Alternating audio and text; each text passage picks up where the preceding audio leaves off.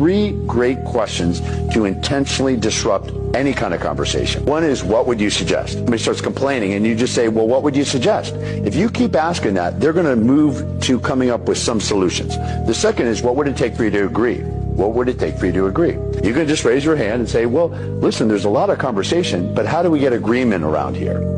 And if you ask that enough times, it'll redirect everybody's focus to finding a solution. The third great question is to say, can you live with it?